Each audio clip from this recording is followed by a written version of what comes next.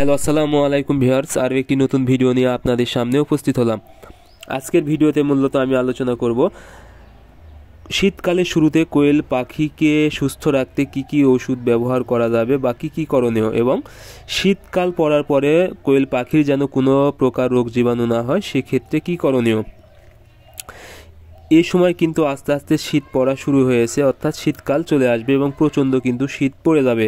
এবং আপনারা কিন্তু অনেকেই কোয়েল পাখি পালন করবেন এবং শীতকালে ডিম নেওয়ার জন্য শীতকালে বেশি কিন্তু কোয়েল পাখি পালন করার চেষ্টা করেন। সেক্ষেত্রে আপনাদেরকে অবশ্যই শীতকালে যে ঠান্ডার প্রবণতা, অর্থাৎ অতিরিক্ত ঠান্ডার হাত থেকে অবশ্যই আপনাদেরকে কোয়েল পাখিকে রক্ষা করতে হবে।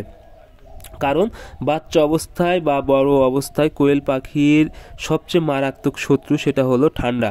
কারণ কোয়েল পাখি কোনোভাবেই ঠান্ডা সহ্য করতে পারে না। বাচ্চা অবস্থায় দেখবেন একটু ঠান্ডা হলে কিন্তু কোয়েল পাখি মারা যায়, এবং বড় অবস্থায় যদি কোনোভাবে কোয়েল পাখিকে ঠান্ডা লাগবে সে কিন্তু ঝিম মারবে, ঝিম মারার পরে আস্তে আস্তে মারা যাবে। এই জন্য কোয়েল পাখি যেন শীতকালে কোনোভাবেই ঠান্ডা না লাগে সেই বিষয়টা আপনাদেরকে অবশ্যই খেয়াল রাখতে হবে। অতিরিক্ত যখন ঠান্ডা পড়বে অবশ্যই, এবং যদি কোনো প্রকার বাতাস ঢুকে সেক্ষেত্রে আপনারা অবশ্যই এটা পর্দা ব্যবহার করবেন এবং পর্দা নামিয়ে দিবেন। তবে দিনে দেওয়ার দরকার নেই, এটি আপনারা যখন প্রচণ্ড ঠান্ডা বা রাত হবে সেক্ষেত্রে নামিয়ে দিবেন। কারণ যখন পর্দা নামিয়ে দিবেন সেক্ষেত্রে কিন্তু আপনাদের আবার গ্যাস হওয়ার সম্ভাবনা থাকে, সেক্ষেত্রে আবার অন্যান্য রোগ জীবাণু দ্বারা আক্রান্ত হয়ে যেতে পারে। আর আপনারা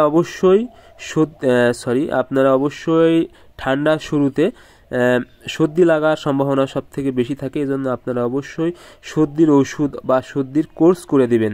আপনারা সর্দির ওষুধ হিসেবে ব্যবহার করবেন ইউরোকট দিবেন 1 গ্রাম 2 লিটার পানিতে, এবং সাথে ডক্সিভেট দিবেন 1 গ্রাম 2 লিটার পানিতে, এবং আপনারা ফার্স্ট ভেট ব্যবহার করতে পারেন 1 গ্রাম 1 লিটার পানিতে, এবং সাথে রেসগার্ড বা রেসপিরন এই গ্রুপের ওষুধ আপনারা ব্যবহার করতে পারেন 1 মিলি 1 লিটার পানিতে। এগুলো আপনারা এই দুইটি ওষুধ সাপোর্টিং হিসেবে দিবেন 1 বেলা করে। আর ইউরোকট এবং ডক্সিভেট এটি মূলত আপনারা 2 বেলা ব্যবহার করবেন।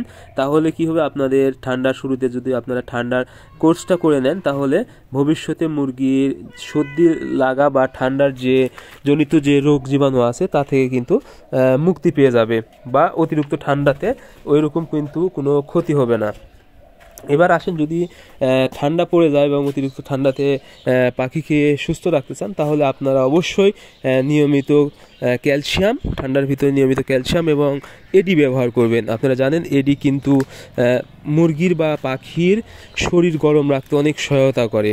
এডি একটি গরম ওষুধ হিসেবে ব্যবহার করা হয়। এটা আপনারা অতিরিক্ত ঠান্ডাতে অবশ্যই শুধু কোয়েল পাখি না, আপনারা মুরগিকেও ব্যবহার করতে পারেন 1 মিলি 2 লিটার পানিতে 1 বেলা করে যদি এটি ব্যবহার করতে পারেন তাহলে কোয়েল পাখির গা গরম থাকবে। সো আপনারা অতিরিক্ত ঠান্ডার হাত থেকে পাখিকে সুস্থ রাখতে অবশ্যই এই বিষয়গুলো খেয়াল রাখবেন।